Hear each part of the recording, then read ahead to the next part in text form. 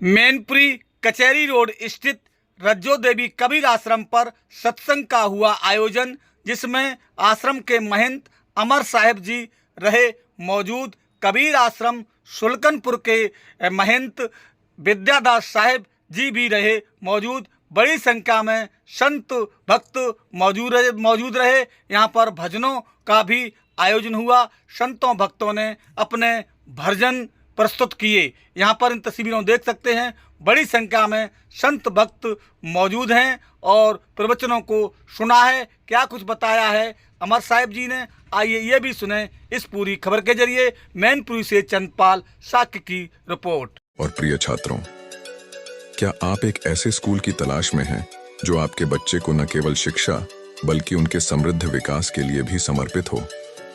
तो आइए हमारे school Suditi global academy Mainpuri के साथ जुड़िए और देखिए कैसे हम आपके बच्चे के भविष्य को समृद्ध बनाते हैं। हमारे स्कूल में शिक्षा को एक नया आयाम दिया जाता है, जहां हम पाठ्यक्रम के साथ साथ जीवन के मूल्यों को भी सिखाते हैं। हमारी विशेषता में सुविधाजनक शिक्षण, प्रौद्योगिकी अद्यतन और शिक्षा में नवाचार जैसे छात्र हितकारी कार्यक्रम सम्मिलित हैं। हमारे विद्यालय में छात्रों को विकास के साथ साथ समर्थ नागरिक बनाने का अद्वितीय प्रयास किया जाता है। यहाँ हम न केवल पढ़ाई कराते हैं, बल्कि स्कूल के बाहरी कार्यक्रमों, खेलों और कला संघों के माध्यम से छात्रों के सामाजिक, मानसिक और शारीरिक विकास का भी पूर्णतः प्रयास करते हैं। आइए चुनिए एक स्कूल जो आपके बच्चे के भविष्य को समृद्ध बनाए। आप हमें सुदिति ग्लोबल एकेडमी मैनपुरी में मिल सकते हैं या नीचे दिए गए नंबर पर कॉल कर सकते हैं। धन्यवाद और आइए अपने बच्चे के भविष्य को सशक्त बनाएं।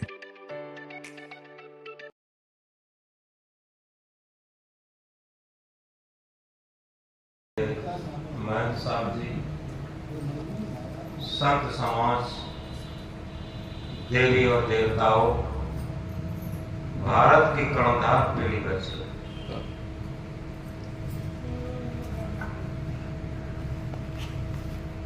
अभी काफी देर से संतों, महंतों, भक्तों, माताओं के, बच्चों के भजन शब्द सुनने को मिल रहे हैं। यथार्थ में संत सम्राट सदगुरु कबीर साहब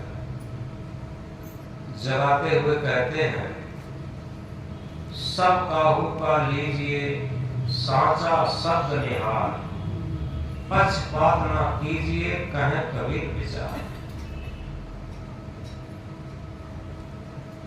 हमारा सौभाग्य है कि हमारे भारतवर्ष में अगर सही तरीके से देखते हैं, रोज कोई न कोई त्योहार आता है, किसी न किसी महापुरुष की जयंती आती है और हर दिन कोई न कोई धार्मिक आयोजन चलते रहते हैं। ये हमारे जीवन को जागृत करने के संदेश हैं। कल हमारे सिख धर्म के बैसाखी पर्व था। आज डॉक्टर आम्बेडकर जयंती है। ऐसे ही रोज कहीं न कहीं किसी न किसी महापुरुष की जयंती मनाई जाती है और महान पर्व मनाए जाते हैं। यथार्थ में उसी को सदगुरु कबीर साहब ने कहा, सब काहू का लीजिए सांचा शब्द निहार। अगर हमें कहीं से मानवीय सद्गुण के विकास के लिए कोई आदर्श मिलता है तो हम उसे ग्रहण कर लें, क्योंकि हमारे अंदर जितनी ग्रहण करने की शक्ति होगी उतने ही हम भी महान बन सकते। जिस तरीके से इस विशाल संसार में विष अमृत भंडार गुणग्राही को सुधा है, बाकी विषय बेकार। इस पूरे संसार में विष और अमृत के भंडार, जो गुणग्राही है उसके लिए आज भी अमृत के भंडार है, अमृत की कमी नहीं है। और जो असारग्राही हैं उनके लिए विष के भंडार की भी कहीं कोई कमी नहीं है।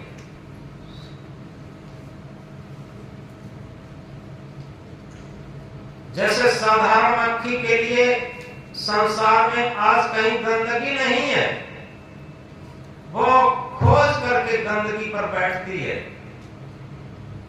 और मधुमक्खी के लिए आज पुष्पों की शहद की कमी नहीं है, वो खोज कर पुष्प पर बैठ करके शहद को ग्रहण करती। तो इसलिए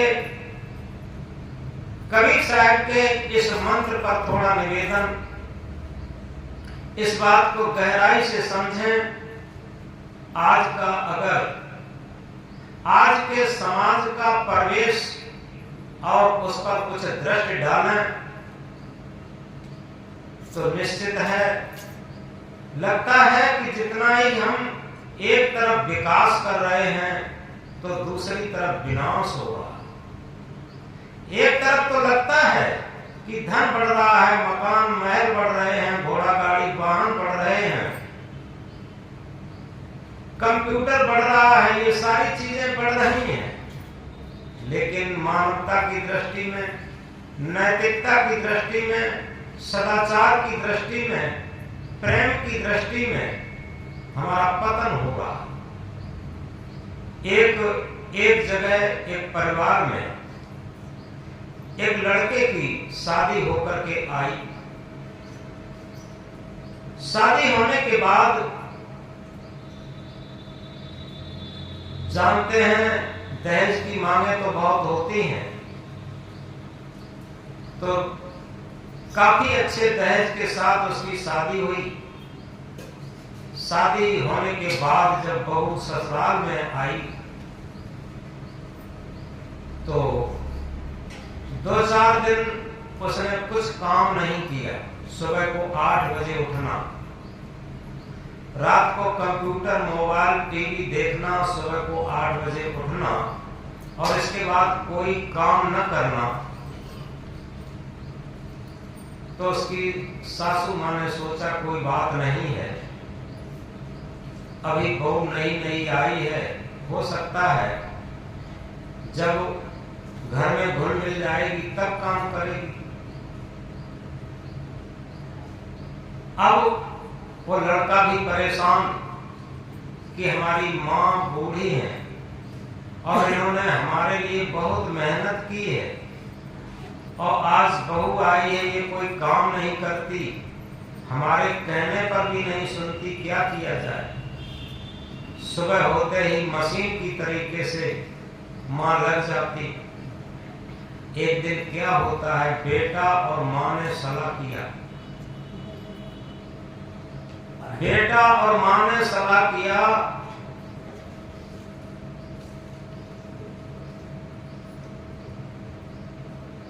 कि माँ जब तुम झाड़ू लगाओगी तो हम तुमसे झाड़ू छीनेंगे। हम कहेंगे कि माँ अब तुम आराम करो, हमारे होते हुए अब तुम काम करोगी। सुबह होते होते माँ झाड़ू लगाने लगी। लड़का जाता है और माँ से झाड़ू छीनता है।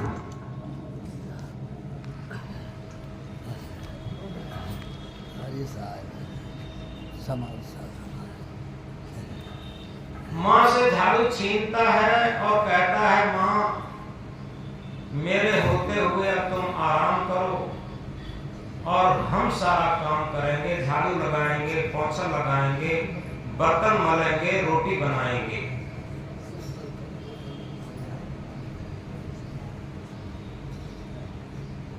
ये लड़का कहता है, माँ कहता है नहीं बेटा, अभी हमारे अंदर थोड़ी शक्ति है, जब तक हमारे शरीर में शक्ति है तब तक हम तुम्हें कैसे करने देंगे, हम करेंगे। ये आपस में वार्तालाप कर रहे थे, तब तक बहू उठ के आती है और बड़े आवेश में, क्रोध में कहती है कि सुबह सुबह का कितना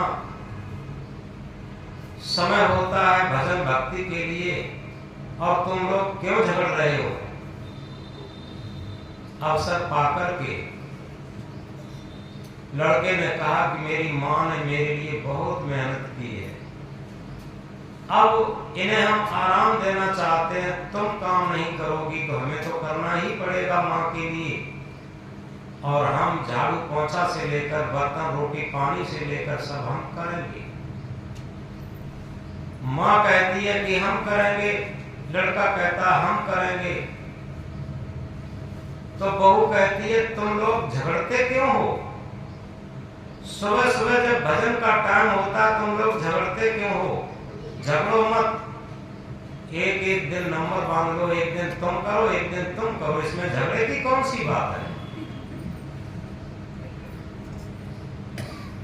अब माँ और पुत्र दोनों सन्न रह जाते हैं कि आखिर उस पर कोई असर नहीं पड़ा। यथार्थ में ऐसे ही बहू जब आगे चल के बढ़ते बढ़ते उसका बेटा होता है और वही बूढ़ी माँ को वो घर के पिछवाड़े में एक छप्पर में, एक मड़ैया में डाल देती हैं, टूटी खाट पर एक लोटा पचका हुआ, पचकी हुई थाली दे देती हैं और गली गुदरा ओढ़ने बिछाने के लिए दे देती है, वहीं रोटी परोस देती है, वहीं वो खाती रहती हैं। एक दिन क्या होता है कि बूढ़ी माँ खत्म हो गई। जब बूढ़ी माँ खत्म हो गई तब सभी लोग रिश्तेदार आए एकदम चारों तरफ से, अब खूब सज धज के उनकी अर्थी निकाली गई, बैंड बाजा के साथ, खूब खर्चा वर्चा के साथ दाह क्रिया की गई और इसके बाद ये शाम तक सारा कार्यक्रम खत्म कर दिया गया। सुबह को वही बहू घर के पिछवाड़े में वो छप्पर के कोने में जो माँ के गले गुदरे पड़े थे वो खेत में डालकर जला दी और सफाई कर रही थी और बार बार इधर खोज रही थी वो पचका हुआ लोटा, पचकी हुई थाली कहां गई। तब तक उसका बेटा जो किशोरावस्था में था, 9-10 साल का था, वो आया। उसकी मम्मी ने बेटा से पूछा, बेटा यहाँ पर बुढ़िया का पचका हुआ लोटा, पचकी हुई थाली थी, वो कहाँ गई। और तो मैंने सब गंदगी हटा दी है, पचका हुआ लोटा और थाली नहीं मिल रही है। लड़के ने कहा कि मम्मी वो मैंने अलमारी में बड़ी सुरक्षित रख दी है। माँ ने कहा पागल कहीं का, वो तो फेंकने लायक थी, वो तूने अलमारी में क्यों रख दी है। बेटा कहता है कि माँ वो मैंने इसलिए रख दी है कि जिस तरीके से ये बूढ़ी दादी, बूढ़ी माँ बूढ़ी हो गई थी, तो तुमने पचका हुआ लोटा, पचकी हुई थाली, गली गुदरा में उनका जीवन व्यतीत किया। अब हम कहां से पचका हुआ लोटा, पचकी हुई थाली, गली गुदरा ढूंढते, तो मैंने सुरक्षित रख दिया है। आप जब इसी स्थिति में आएंगी तो हमें खोजना तो नहीं पड़ेगा, वही पचका हुआ लोटा और पचकी हुई थाली में हम भोजन दे देंगे आपको। जब इस बात को उसकी मम्मी ने सुना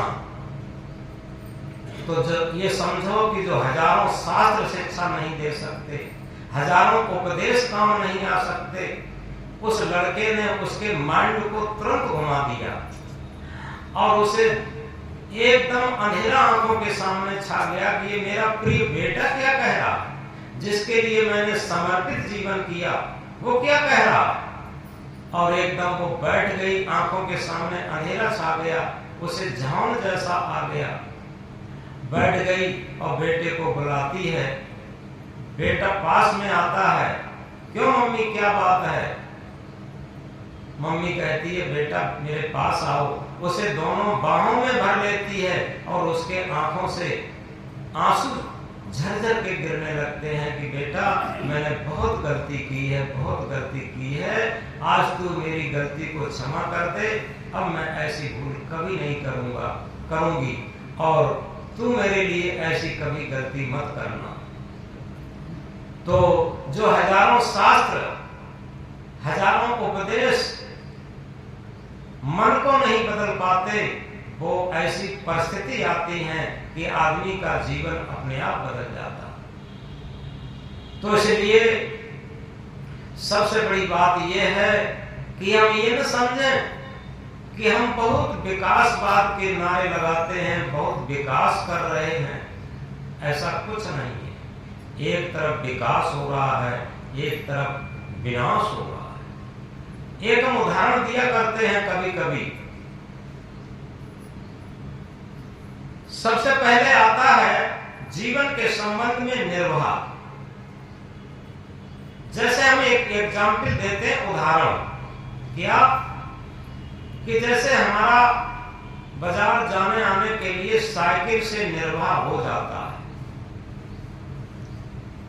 साइकिल से निर्वाह आराम से हो जाता है, लेकिन जब साइकिल हम चला रहे होते हैं तब कोई मोटरसाइकिल वाला निकल जाता है तो मन में विचार आता है साइकिल में निर्वाह तो हो रहा है लेकिन इसमें सुविधा कोई नहीं है।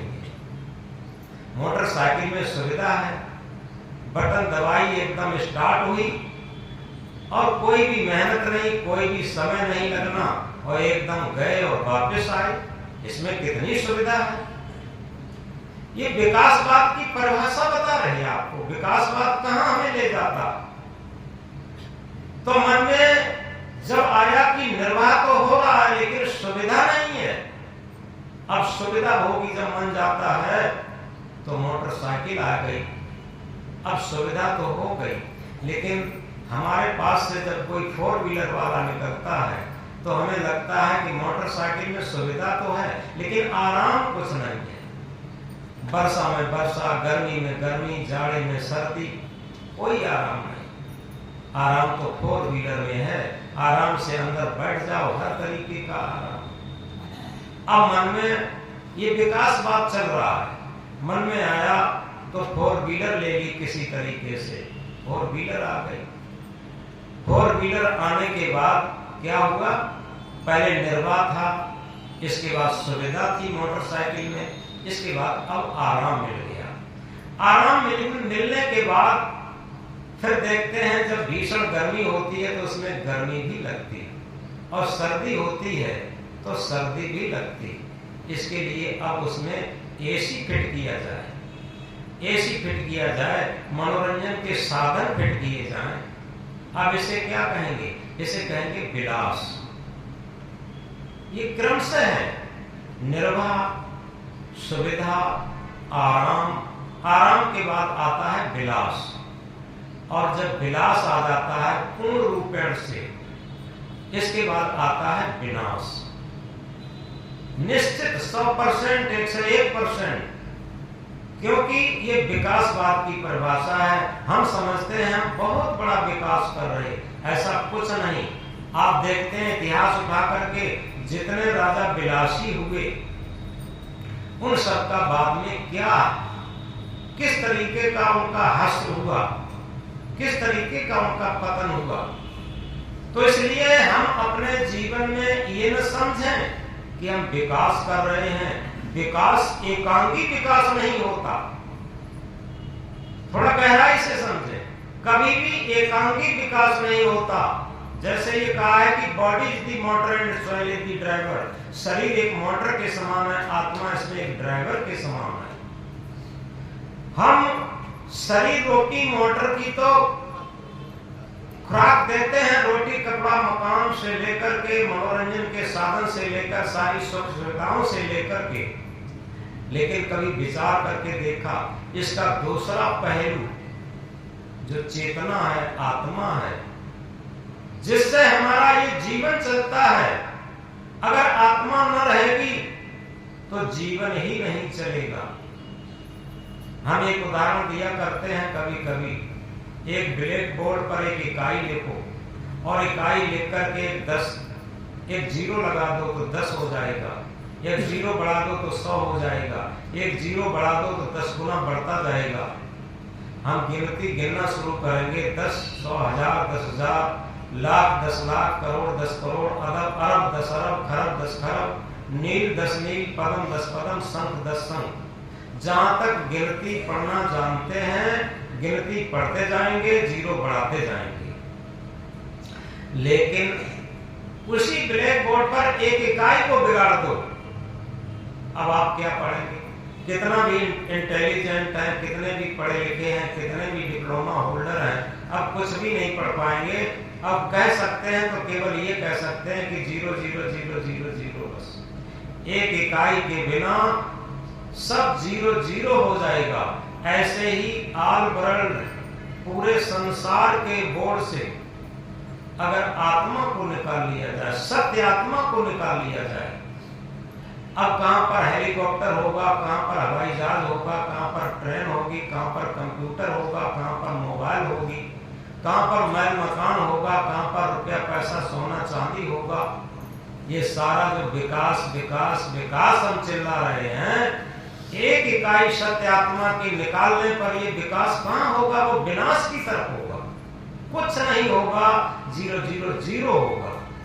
और इसीलिए कहा क्योंकि हम दुनिया में सारी चीजों को जानते हैं, अगर किसी से पूछ लिया जाए क्या आप जीवन को जानते हो? जीवन को नहीं जानते। जिस जीवन को जन्म से लेकर मृत्यु काल तक जीते हैं उसे हम नहीं जानते, और जीवन को नहीं जानते, जीवन जीने की कला को नहीं जानते, और सारी कलाओं जानते हैं लेकिन जीवन को नहीं जानते और जीवन जीने की कला को नहीं जानते। ये दो चीजें नहीं जानते। आखिर क्या जीवन क्या है? तन जीव मिलन की स्थित, ये जीवन की बेला है, कोई न किसी का है जग में, बस 2 दिन का मेला है।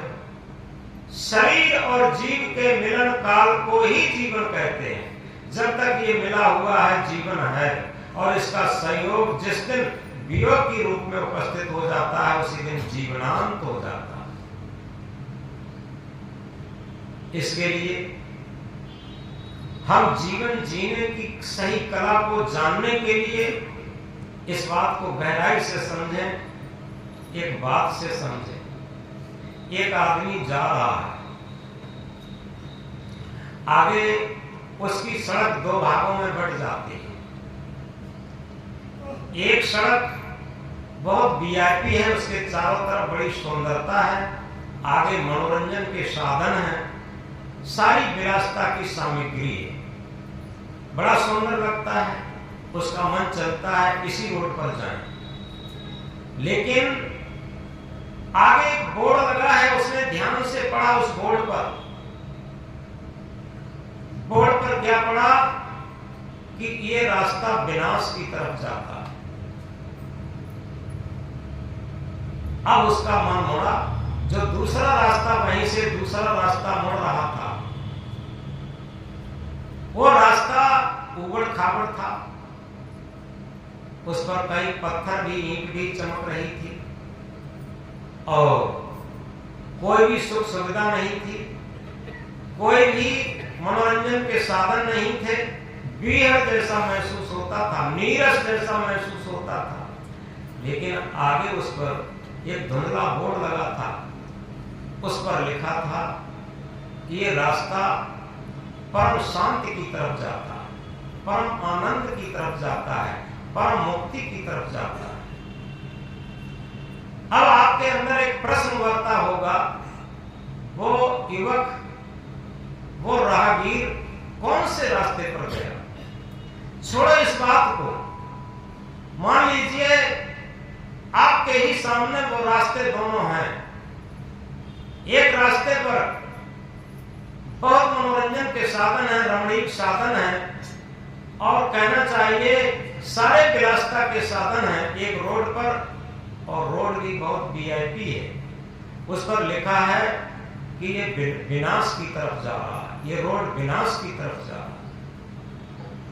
तो अब प्रश्न उभर सकता है कि हम किस रास्ते पर जाएं। तो इस बात को हम थोड़ा गहराई से स्वयं समझें। वो कहते हैं कि चुनाव तो अपने आप को स्वयं करना है। हम राइट चलें या लेफ्ट, हम राइट चलें या लेफ्ट, जल्दी करें सिलेक्ट। हमें बाएं रास्ते पर चलना है या दाएं रास्ते, सीधे रास्ते पर चलना है, ये जरूर जल्दी से जल्दी सिलेक्ट कर लें। क्यों जल्दी कर लें? क्योंकि ये जीवन का कोई भरोसा नहीं। हम ये न समझें कि जब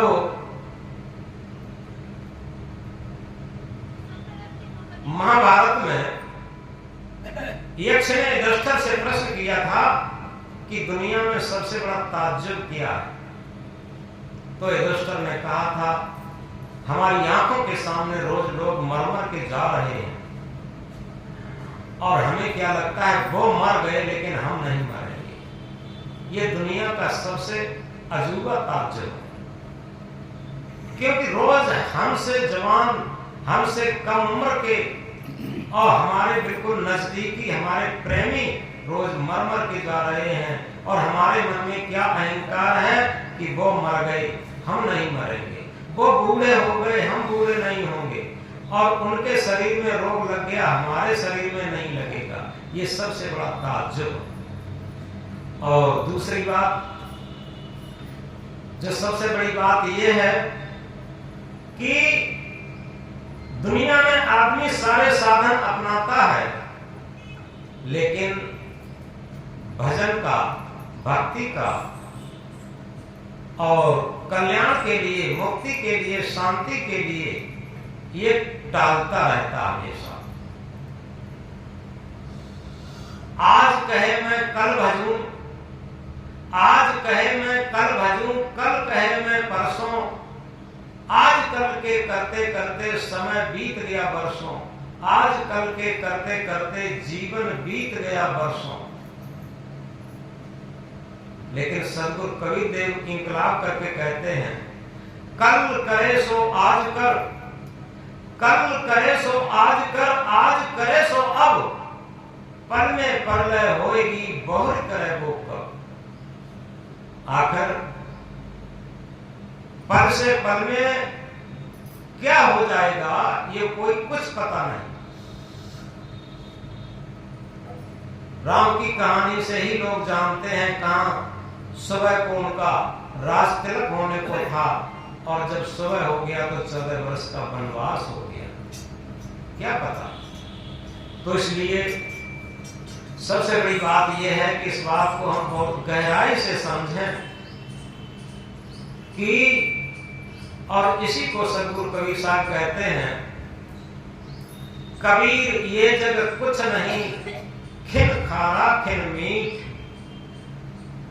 कल जो बैठे मंड पे आज मसाने दीठ। ये संसार, कबीर साहब जगाते हुए कहते हैं, ये संसार कुछ नहीं, खिन खारा खिन मीठ, क्षण में प्रतिकूल लगता, क्षण में अनुकूल लगता, क्षण में सुख लगता संसार में, क्षण में दुख लगता। खिन खारा खिन मीठ, कल जो बैठे मंड पे आज मसाने दी। कल जो मैंने मंडप मढ़े के नीचे बैठे देखे थे, साथ साथ जन्म की, साथ साथ रहने की कस्में खा रहे थे, वो आज मसान में, शमशान में लंबे पांव पड़े लेटे हुए देखे। कबीर साहब कहते हैं। तो इसलिए इन चीजों को अगर हम जागृत होकर के, होश में होकर के समझेंगे तो निश्चित है हमारा मन सत्य का राही बनेगा। जब तक हम ये समझ नहीं पाते हैं कि हम कौन से रोड पर चलें, विनाश के रोड पर चलें या शांति के रोड पर चलें, क्योंकि शांति के रोड में मन का आकर्षण नहीं होता। जहां मन की आकर्षण है, मन की लोलुपता है, वो विनाश की तरफ है। सत्य का मार्ग, उसमें मन का रुझान नहीं होता।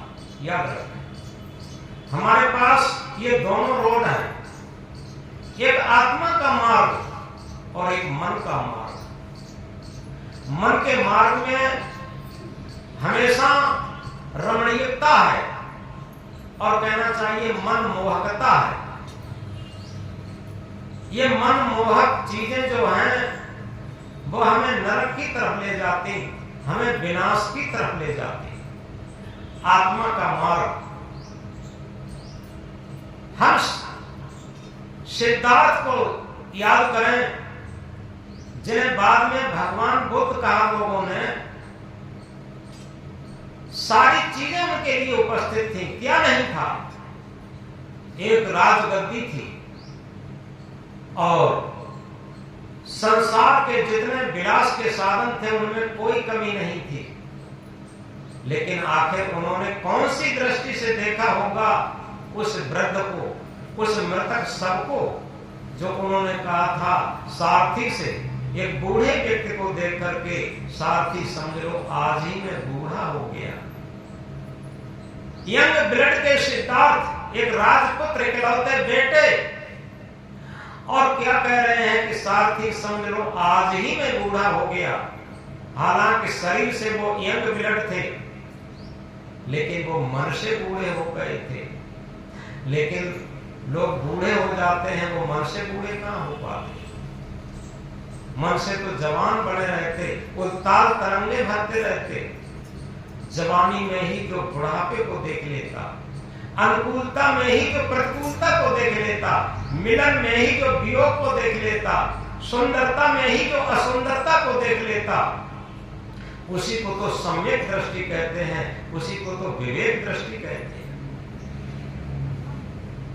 विवेक कोई रटने की चीज नहीं है। तो इस प्रकार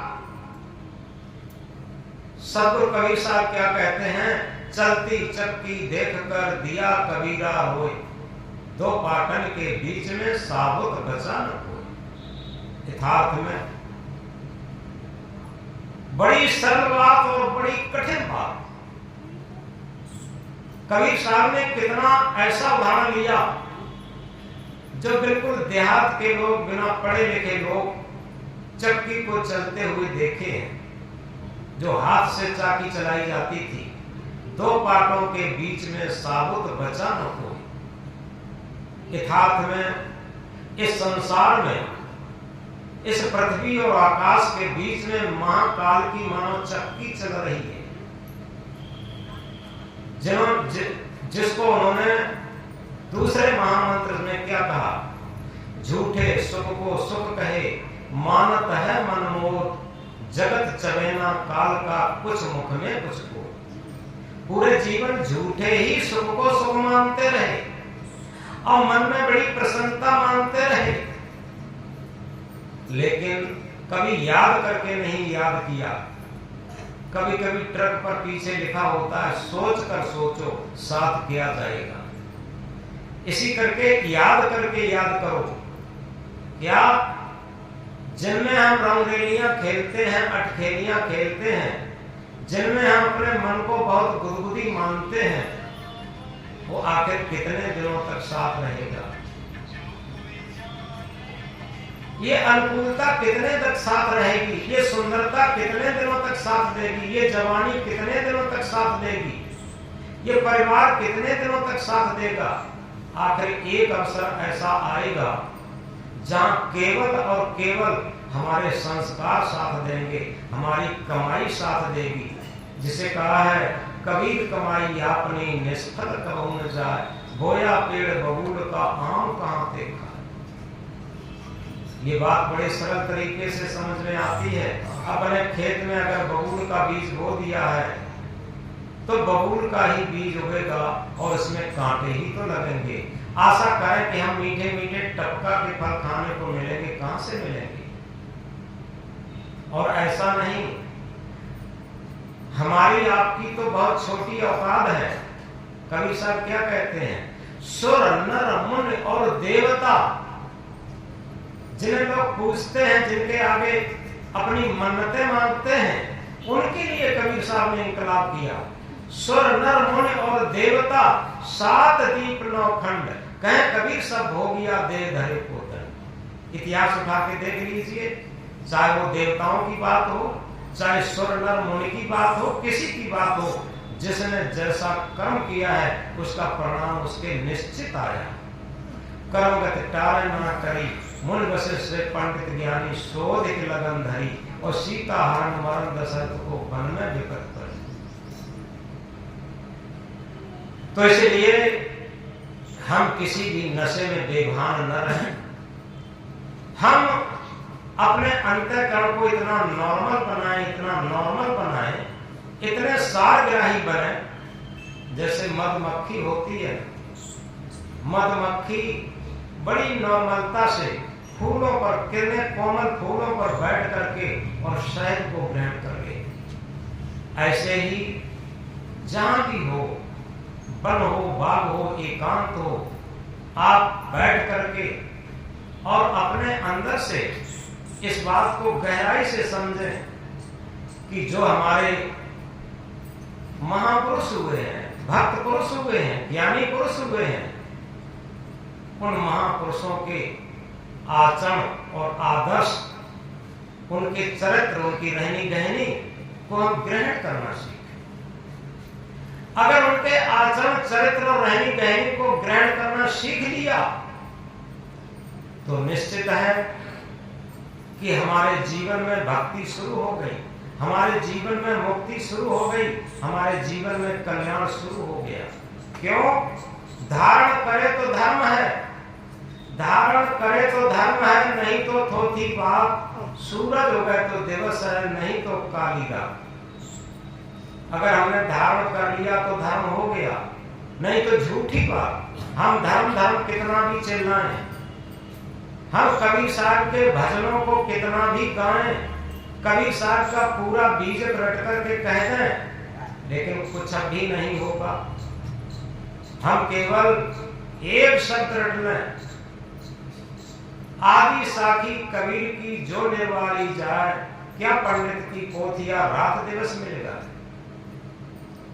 थोड़े शब्दों को हम धारण कर लें अपने जीवन में तो निश्चित है उससे हमारा भजन शुरू हो जाएगा, भक्ति शुरू हो जाएगी, ध्यान शुरू हो जाएगा, कल्याण शुरू हो जाएगा। लेकिन हम कहां शुरू करना चाहते? हम तो लगते हैं कि दूसरे को हम मुक्त कर दें, दूसरे को ज्ञान की झड़ी लगा करके उसका कल्याण कर देना चाहते हैं। यह कभी भी संभव नहीं है। बुद्ध ने भी कहा अपदीपो भव, हम अपना दीपक स्वयं बने। कबीर साहब ने कहा कर बहिनो बल आपनी, छाण बिरानी आस, जाके आंगन नदिया बहे सोकस मर प्यास। आप कितने भी बड़े देवता के पास चले जाएं, आप कितने बड़े गुरु के पास चले जाएं, लेकिन स्वयं जब तक अपना कल्याण नहीं करना चाहेंगे, सुधार नहीं करना चाहेंगे, आत्म चिंतन नहीं करना चाहेंगे, अपने विकारों को नहीं छोड़ना चाहेंगे, मन को निर्मल नहीं बनाना चाहेंगे, तब तक आपका कल्याण नहीं हो सकता, आपकी भक्ति भजन शुरू नहीं हो सकता। इसलिए सदगुरु कबीर साहब इंकलाब करके कहते हैं कर बहिना बल आपने, हम अपने बाम बल का भरोसा करें। हमारा बाम बल क्या है? आत्म बल। हम अपने आत्म बल का भरोसा करें। छाण बिना जानी आस, ये आस छोड़ दें कोई हमारे पापों को काट देगा। कोई दुनिया में हमारे पापों को नहीं काट सकता। हमने पाप बनाए हैं, हम ही पापों को काट सकते। और वो कब काट सकते? जब हम पाप का विरोधी काम करना शुरू कर दें। पुण्य का काम, परमार्थ का काम, भजन का काम, ध्यान का काम, साधना का काम, ये काम शुरू कर दें तो पाप संस्कार कटना शुरू हो जाएंगे। अगर हम ये काम शुरू नहीं करते हैं तो पूरा जीवन बीत जाए लेकिन हमारे पाप नहीं कट पाएंगे। तो इस बात को बहुत गहराई से समझें। चलती चक्की देख के दिया कबीरा रोए, दो पाटन के बीच में साबुत बचा न कोई। यथार्थ में दो पाटों के बीच में ये जीव पिस रहा है। दो पाठ कौन से हैं? धर्म अधर्म, पाप पुण्य, ये दो पाठ हैं। कभी थोड़ा मन धर्म पर चलता है, वो सोचता है कि बाहर से लोग हमें धार्मिक माने, लेकिन अंदर अंदर मन उसका अधर्म पर चलता रहता है। बाहर से वो सज्जन दिखना चाहता है लेकिन अंदर से दुष्ट और दुर्जन बने रहना चाहता है। बाहर से अपने को भक्त प्रदर्शित करना चाहता लेकिन अंदर से मन की गुलामी यानी अभक्त बना रहता। बाहर से संत दिखना चाहता है और अंदर से असंत बना रहता। ये दो पाटों की चाकी है, इसमें पिसता है हमेशा। और जब तक इसमें पिसता रहेगा तो निश्चित है हमारा कल्याण संभव नहीं है, हमारा सुख शांति संभव नहीं है। और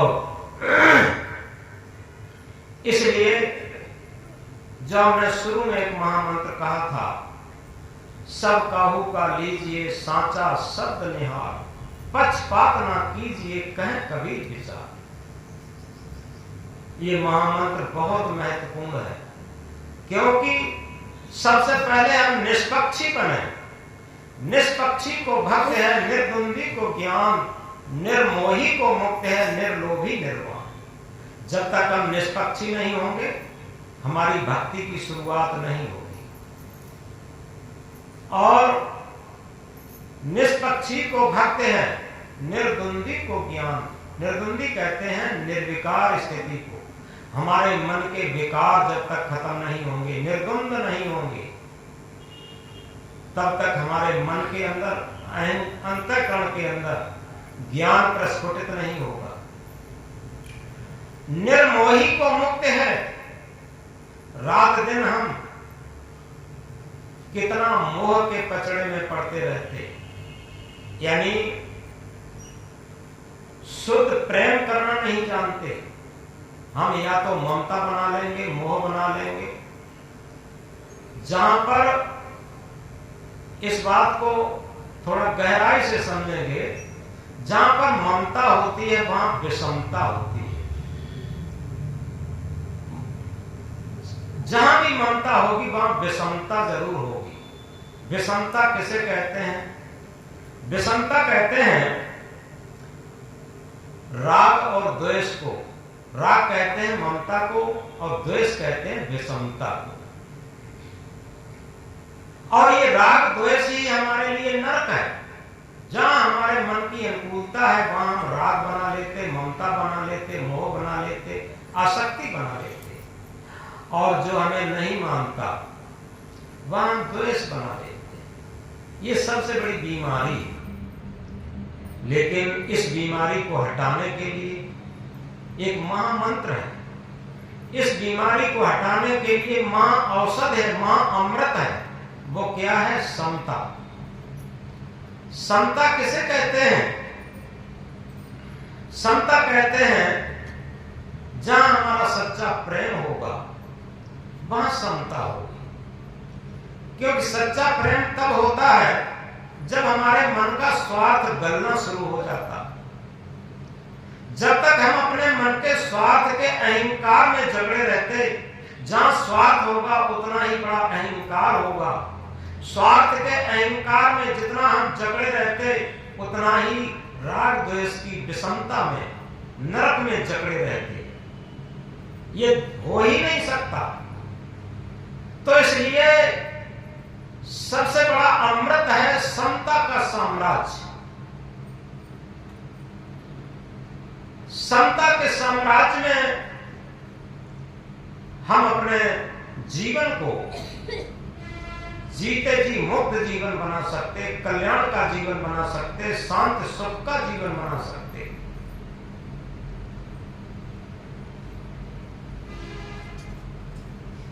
अब इस बात को हम थोड़ा गहराई से समझेंगे कि समता हमारे अंदर कैसे आए। तो इसके लिए आप एक बात बड़ी गहराई से समझें कि जब हमारे मन का स्वार्थ जितना खत्म होता जाएगा, हम निस्वार्थी भाव में जीवन जीना शुरू कर दें, आप देखेंगे सारी प्रकृति आपकी तरफ लग जाएगी। विश्व मिलकर के किसी के मन का स्वार्थ पूरा नहीं कर सकता। और जिस दिन से हम निस्वार्थ भाव से जीना शुरू कर देंगे, उस दिन से हम चाहे कितने भी कमजोर हों, गरीब हों, आप समझ लीजिए समाज की तरफ से, प्रकृति की तरफ से और सत्य सत्ता की तरफ से सारी शक्तियां मिलकर के और आपके जीवन के लिए मंगलमय विधान बनाना शुरू कर देंगे। ये महान सूत्र है, ये समता का साम्राज्य है। यथार्थ में समझ लो। इसके लिए तब बात समझ में आएगी। कबीर साहब ने एक महामंत्र कहा है, जो तोकू कांटा बोए ताए बोए तू फूल, तोकू फूल फूल है वाको है त्रिशूल। ये समता का महान मंत्र है। जो हमसे ईर्ष्या मानता है, जलन मानता है, जो हमें नहीं मानता है, उसके लिए हम अपनी आत्मा से, सच्ची आत्मा से शुभ कामना करना शुरू कर दें। आप एक ऐसी अजूबी चीज देखेंगे, उसकी हानि होना शुरू हो जाएगी और हमारा लाभ होना शुरू हो जाएगा। आप समझते नहीं हैं। जितना ही हम अपने दुश्मन को कोसते हैं, गाली देते हैं, उसकी बुराई सोचते हैं, उससे ईर्ष्या करते हैं, उतना ही हमारी हानि होती चली जाएगी और उसका लाभ होता चला जाएगा। ये आध्यात्म विज्ञान है, ये समता का विज्ञान है, याद रखें। तो इसलिए चाहे आप घर में हैं, परिवार में हैं, समाज में हैं, कहीं भी हैं, लेकिन एक गांठी में बांध लें, कोई भी आपके प्रतिकूल मालूम पड़ता है, आपके विचारों के प्रतिकूल मालूम पड़ता है, आप उसके प्रति अपनी अंतरात्मा से अच्छा भाव उड़ेलना शुरू कर दें। जब आप अच्छा भाव उड़ेलना शुरू कर देंगे, ये आत्मा का जो सुंदर भाव है, प्रेम का भाव है, आत्मा का सत्य भाव है, जब उसके प्रति उड़ेलना शुरू कर देंगे तो सारी प्रकृति की शक्ति आपके साथ आ जाएगी। अदृश्य शक्तियां आपके साथ काम करना शुरू कर देंगी। दुनिया में ये ऐसा महासूत्र है, ये समता का साम्राज्य है और इसी पर महापुरुष चले। बड़े आपने देखा होगा, सभी लोग धर्म का भी नाम ले लेते हैं, प्रहलाद का नाम ले लेते हैं। एक एक महापुरुष का आप नाम लेते जाइए और उसके पीछे एक एक ऐसी घटना जरूर होगी। मीरा का नाम लेते हैं, देखो मीरा को जहर दिया गया, लेकिन मीरा ने, जिन लोगों ने जहर दिया था, उसके पीछे एक भी शब्द कहा हो बताओ। ईसा मसीह क्रूस पर लटकाए गए। जब क्रूस पर लटक रहे थे तो क्या कह रहे थे? प्रभु इन्हें क्षमा कर देना, ये नहीं जानते हैं कि हम क्या करते हैं। दयानंद सरस्वती को उनके ही रसोइया ने जहर दिया था, और जब उनकी इस बात समझ में आ गई थी कि मुझे जहर दिया गया, दयानंद सरस्वती ने अपने रसोइया को रुपया देकर के ये कहा, तू नेपाल भाग जा, विदेश, हमारे भक्त लोग जान जाएंगे तो तेरी जान ले लेंगे, तुझे मार डालेंगे, तूने अच्छा तो नहीं किया, हमें समाज का भी बहुत काम करना था, लेकिन तूने बीच में ही मेरी जीवन यात्रा रोक दी। आप किसी का भी नाम ले लीजिए, जिन भक्तों को, जिन हम संतों को, जिन महापुरुषों को, राम को मानते हैं, कृष्ण को मानते हैं, किसी को मानते हैं, बताओ, उसी का उदाहरण हम बता दें। उन्होंने सबने समता का साम्राज्य जिसे कहते हैं वही अपनाया था, और इसीलिए वो महान बने थे। जब तक हमारे अंदर समता का साम्राज्य नहीं आएगा, आत्मा के तल पर जीवन नहीं आएगा, तब तक हमारा आध्यात्म खेल शुरू नहीं होगा, हमारा भक्ति का खेल शुरू नहीं होगा, हमारा ध्यान का खेल शुरू नहीं होगा। आप याद रखें। तो इस तरीके से इस मंत्र को हम कह रहे थे, सब काहू का लीजिए साचा शब्द निहार, पक्षपात ना कीजिए कहें कबीर विचार। कबीर साहब इंकलाब करके कहते हैं, सब घट तेरा साइया सूनी सेज न कोई, बलिहारी घटता सुखी जागट प्रकट हो। कहां पक्षपात है? सब घट तेरा साइया, सभी घटों में तेरा स्वामी, तेरा मालिक, तेरा प्रभु, तेरा सत्य, तेरा परमात्मा स्वरूप विराजमान है, लेकिन उसी घट की बलिहारी है जिस घट से प्रकट हो जाए। कस्तूरी कुंडल बसे मृग ढूंढे बनमाए, ऐसे घट घट राम है दुनिया जानत ना। जो तिल माही तेल है ते चकमक में आग, तेरा साईं तुझने जाग सके तो जाग। यथार्थ में हमारे अंदर जागने की शक्ति होनी चाहिए। अगर मेरे अंदर सच्चा साईं, सच्चा साहेब, सच्चा सदगुरु विराजमान है, फिर हम मन की गुलामी में क्यों चल रहे? हम राग द्वेष के झंझावात में क्यों फंसे? इस बात को गहराई से समझें। हमें तो प्रेम के उस सागर में गोता लगाना चाहिए, सत्य के उस सागर में गोता लगाना चाहिए। हमें समझना चाहिए, जो हमें मानता है उसका भी भला, जो हमें नहीं मानता है उसका भी भला, जो हमें कुछ दे देता है उसका भी भला, और जो नहीं दे देता है उसका भी भला। ये अमृत है, ये समता का साम्राज्य है। तो इस तरीके से ये सच्ची जीवन जीने की कला है। आज डॉक्टर अंबेडकर का बनाया हुआ संविधान और उनके कई साथियों ने मिलकर के बनाया था, जो विद्वान लोग थे। क्या हम संविधान का पालन करते हैं? अगर संविधान का पालन करते तो ये जेलें क्यों भरी होती? बताओ, हम जेलें क्यों भरी होती? ये सारे थाने, पुलिस, मिलिट्री, पीएससी, ये सब क्यों होती? केवल संविधान का पालन किए होते। मनुष्य के लिए, एक मानव को मानवता पर चलने के लिए कितने सूत्र बनाए, संविधान बनाया गया, लेकिन संविधान फेल करके सारे लोग आतंकवाद के रास्ते पर चले गए। चारों तरफ आतंकवाद, जेलें सब भरी पड़ी हैं। मिलिट्री और मिलिट्री ही नहीं, कितने मारक यंत्र बने हैं, मिसाइलें बनी हैं, जो हजारों किलोमीटर जाकर के दुश्मनों को मारेंगी। तमाम देशों में यही कंपटीशन चल रहा है। ये बताओ, ये किसका साम्राज्य है? ये सब हमारे स्वार्थी मन का साम्राज्य है। आध्यात्मिक सूत्र होता है कि जियो और जीने दो, लेकिन स्वार्थी सूत्र होता है कि जिस तरीके से लूट खसोट करके अपना घर भरने दो, ये स्वार्थी सूत्र होता है। धर्मशास्त्र हमारे ऋषि मुनि महर्षि संत सद्गुरुओं ने धर्मशास्त्र रूपी आध्यात्मिक संविधान बनाया, कानून बनाया।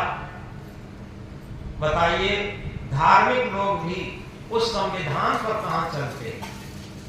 पूजा पाठ कर लिया, पाप कट गए। तीर्थ व्रत कर लिया, पाप कट गए। और यज्ञ हवन कर लिया, पाप कट गए। ये संविधान से बाहर की बातें हैं, औपचारिकता की बातें हैं। अगर संविधान पर सही चलते हैं तो निश्चित है अलग से हमें कोई औपचारिकता की जरूरत नहीं है। यदि हम सही आत्मा के संविधान पर चल रहे हैं, हमारे ऋषि मुनि संत गुरु ने जो बनाए हैं संविधान, क्या घाव काहे पर घालो, जित देखो तित प्राण हमारो। हम किसे चोट पहुंचाऊं, किसको गाली दूं, किसकी लूटपाट करूं? जिधर देखता हूं उधर ही तो हमारा प्राण प्यारा दिखाई देता है। अगर हम सब घटों के अंदर, सब प्राणियों के अंदर परमात्म स्वरूप देखने लगे तो निश्चित है आध्यात्मिक संविधान पर हम सही चल रहे। लेकिन एक दुकानदार दुकान पर बैठ करके और दुकान पर लिख लेता है कोटेशन, दुकान मेरी एक मंदिर है, ग्राहक मेरा एक देवता है, और पूजा पाठ करके तिलक लगा के बैठ जाता है। और जैसे ही कोई ग्राहक आया, लाला जय श्री राम, लाला जब तौलने बैठते हैं तो 1 किलो की 900 ग्राम। अब बताइए, काहे का ग्राहक एक देवता कहां हुआ, दुकान मंदिर कहां हुई? हम राम स्वरूप अगर उसके अंदर देखते हैं तो निश्चित है उचित मार्जन लेकर के कम नहीं तोलेंगे, मिलावटवादी नहीं करेंगे, रिश्वतवादी नहीं करेंगे। याद रखें, जब हम दूसरे के अंदर भगवान देखते हैं और घट घट में भगवान देखते हैं तो ये अनाचार भ्रष्टाचार नहीं करेंगे। तो इस प्रकार हम भारतीय संविधान है उसके अनुसार भी नहीं चल रहे। जो धार्मिक संविधान है, आध्यात्मिक संविधान है, उसके अनुसार भी नहीं चल रहे। और एक जो सबसे दुनिया में बड़ा संविधान है, उस संविधान के मुकाबले कोई संविधान हो ही नहीं सकता, वो है हमारी आत्मा का संविधान। जिस आत्मा के रहने से जीवन चलता है, उस आत्मा का भी संविधान होता, कानून होता। कभी विचार करके देखे कि हमने माता पिता का संविधान ठुकरा दिया, हमने संत गुरु महापुरुषों का संविधान ठुकरा दिया, हमने आत्मा परमात्मा का भी संविधान ठुकरा दिया, और हम अपने को बड़े बड़े संत महंत आचार्य गुरु महामंडलेश्वर कहे जा रहे हैं, समाज के अगुआ ठेकेदार कहे जा रहे हैं। ये कैसी विडंबना है? जब तक हम अपने आत्मा के संविधान पर नहीं चलते, और निश्चित है जो अपनी आत्मा के सच्चे संविधान पर चलना शुरू कर दिया, उसका भजन शुरू हो गया, भक्ति शुरू हो गई, तीर्थ शुरू हो गया, व्रत शुरू हो गया, पूजा पाठ शुरू हो गया। अभी हमने बताया था कल शायद वैशाखी पर्व था, आज अम्बेडकर जयंती है, और इसी के साथ नव दुर्गा भी चल रहा है।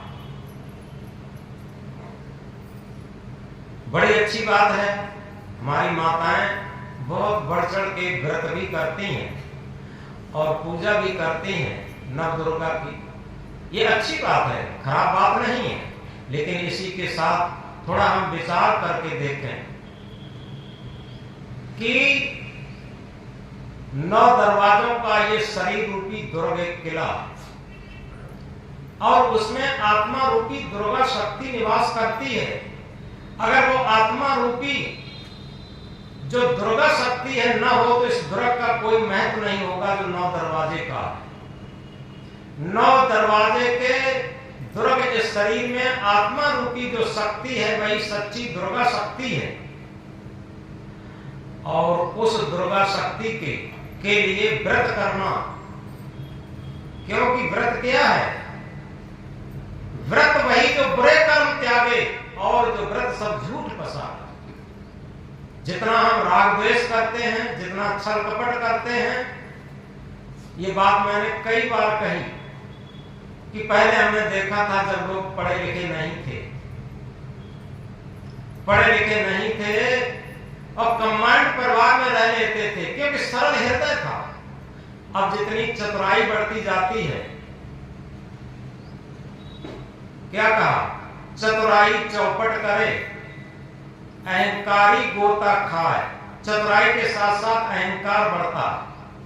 चतुराई चौपट करे, अहंकारी गोता खाए, सीधा साधा सरल जीवन तार आत्म पद दर्शाए।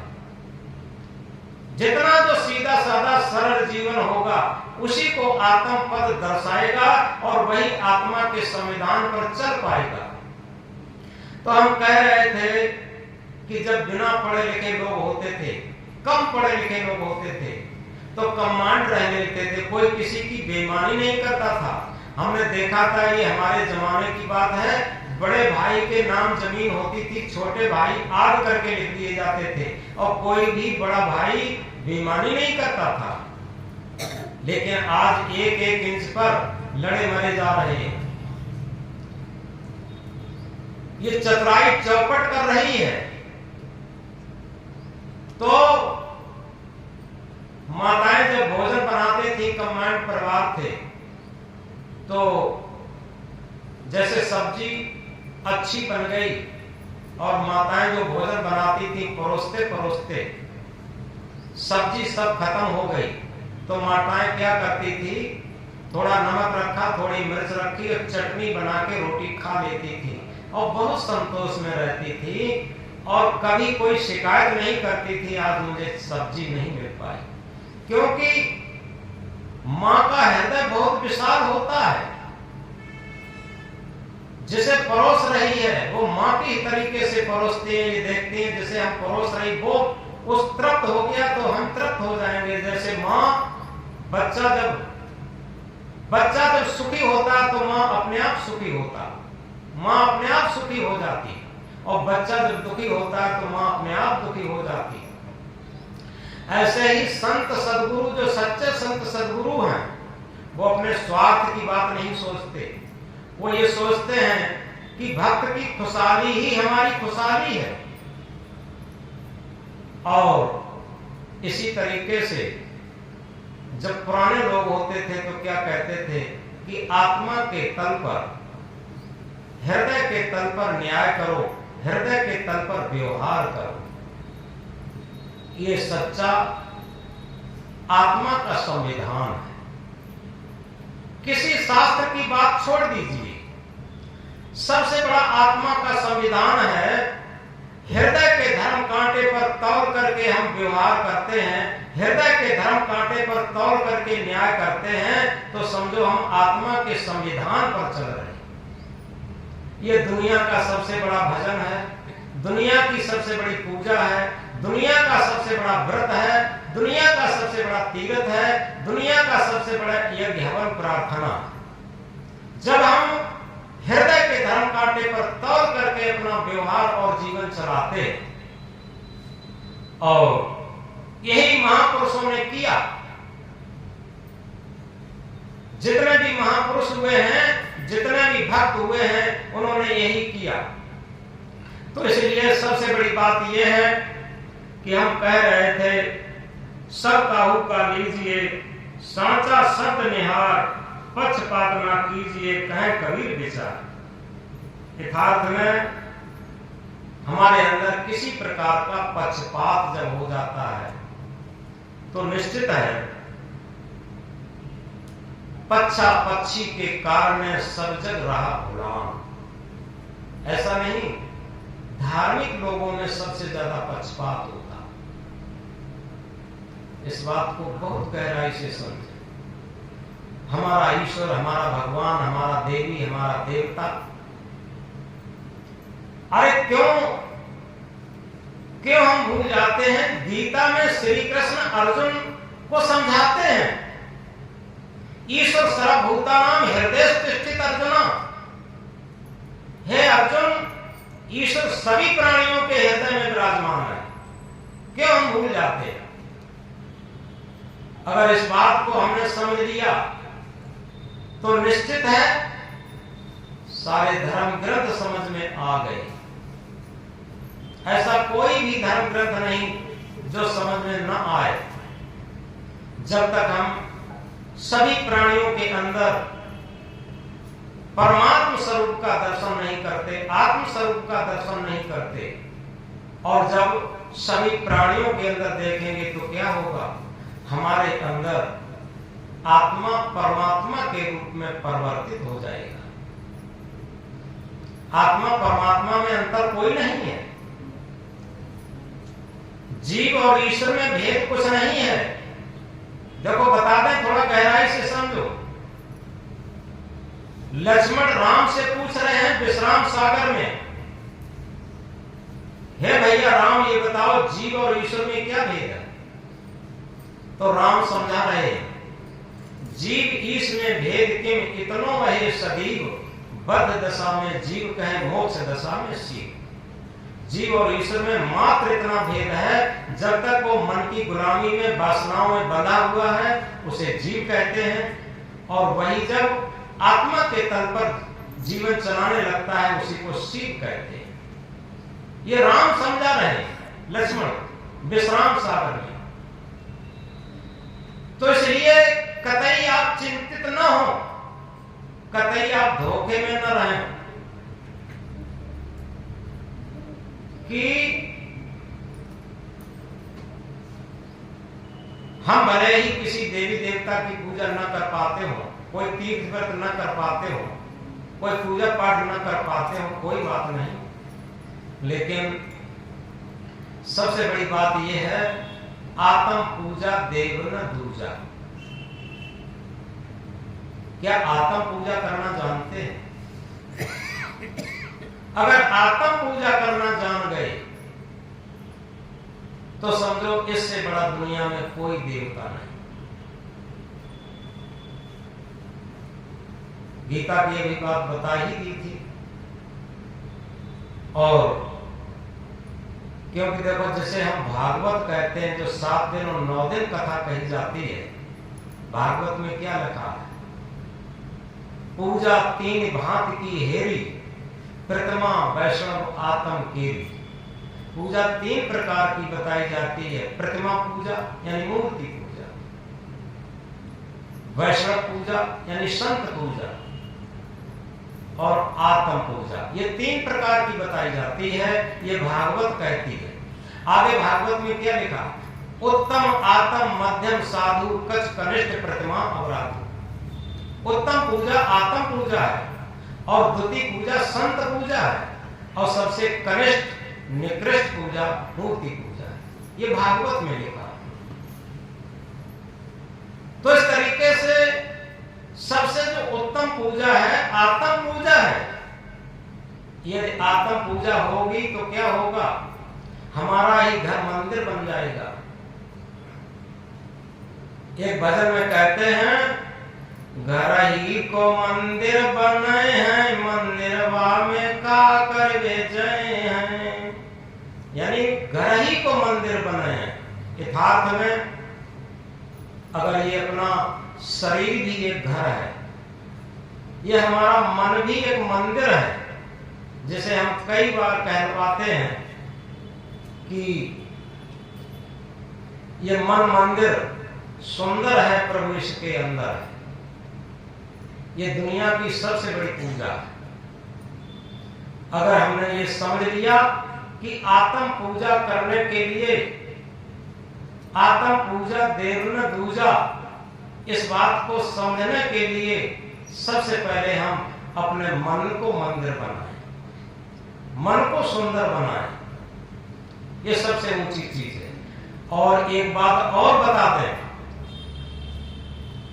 जितने भी भक्त हुए हैं, मीरा राजरानी थी, मीरा हुई हो, सबरी हुई हो, सबरी की शादी होने जा रही थी, उसके माता पिता ने भेड़ बकरियां लाके बांधे थे, बरातियों को खाने के लिए कोल भील की लड़की थी,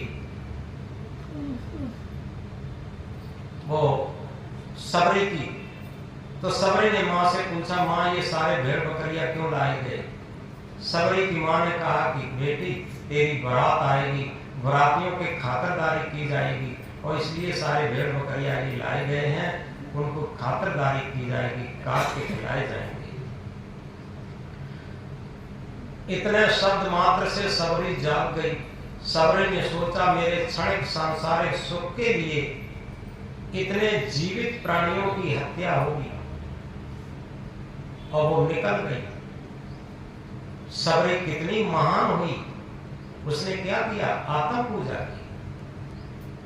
आप देखें कितनी आत्माओं की सुरक्षा करके वो अपने जीवन को तपाई।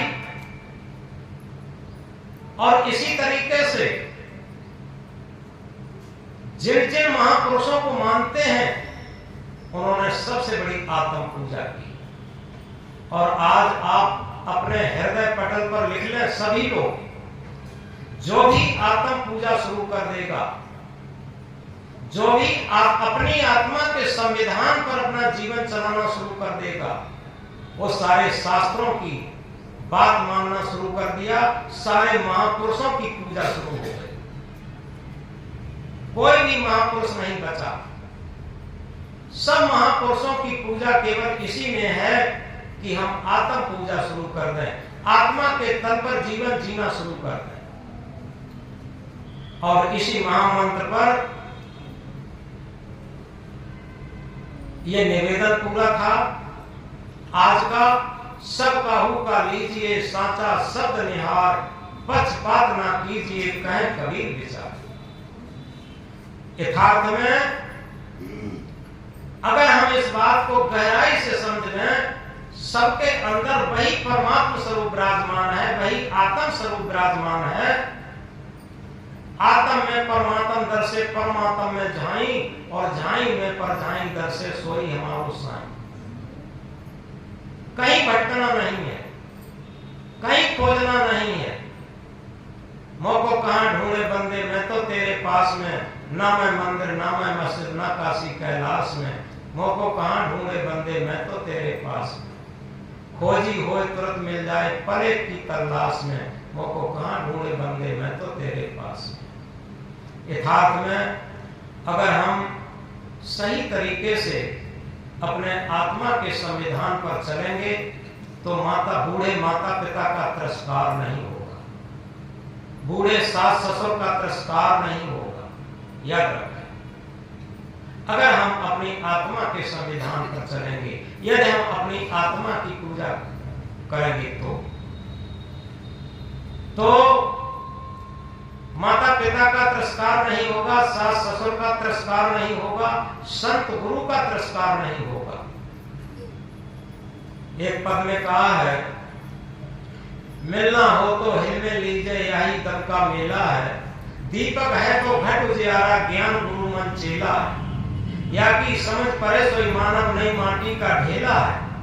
बौरा गांव अनोखी बस्ती, कोई हंसता कोई रोता है। इस जग की ये बात निराली, सुख महंगा दुख सस्ता। गहराई से समझे, बौरा गांव अनोखी बस्ती। कवि साहब कहते हैं ये पूरा संसार एक पागलों का गांव नजर आता, इसमें अनोखी बस्ती है। क्यों? कोई हंसता कोई रोता है। एक घर में ही देख लीजिए, रात दिन हाय हाय पड़ी है, कोई सुखी नहीं, कोई सुखी नहीं। दो पत्नी मिल जाए एक परिवार में, कोई बच्चा भी ना हो तो वो भी सुखी नहीं, आपस में झगड़ रहे। तो बौरा गांव अनोखी बस्ती, कोई हंसता कोई रोता है। और इस जग की ये बात निराली, क्या निराली बात है। सुख महंगा दुख सस्ता, पूरा जीवन लगा देते हैं, एड़ी से चोटी तक लगा देते हैं, जन्म से मृत्यु तक लगा देते हैं, किसके लिए? सुख प्राप्त के लिए, लेकिन सुख नहीं मिलता। किसी बूढ़े आदमी से जाकर पूछो, भैया तुम जीवन भर तुम कितना सुखी रहे, तुम्हें कितना सुख मिला? बूढ़ा आदमी जो मृत्यु के सन्निकट होगा क्या कहेगा? भैया सुख तो हमें कतई नहीं मिला, लेकिन सुख के लिए हम बिछौना जरूर बिछाते रहे और सुख के पीछे सारे दुख ही का भंडार मिला है। सुख महंगा और दुख सस्ता है, तो बिना बुलाए चला आता, बहुत सस्ता, कोई नहीं चाहता। दुनिया में किसी को पूछ ले दुख कोई नहीं चाहता, और चाहता है तो कोई बिरला एक भक्त जैसा चाहता। कौन?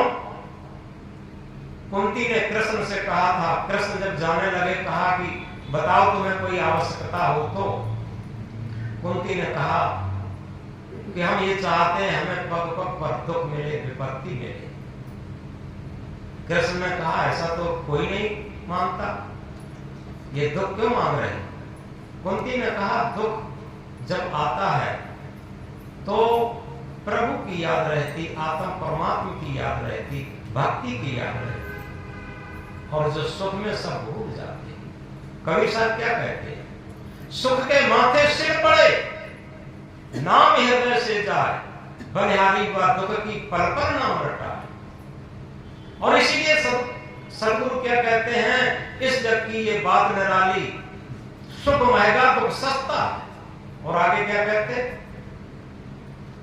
संत गुरु की बात न माने, पाप में है बरसता है। धर्म के नाम पर पता नहीं कितनी औपचारिकताएं करते हैं, लेकिन सच्चे अर्थ में नहीं जान पाते कि हम मन क्या है, उसे एकाग्र कैसे करें, हमारे अंदर ही हम भजन भक्ति ध्यान साधना कैसे करें, आत्म परमात्मा का साक्षात्कार कैसे करें।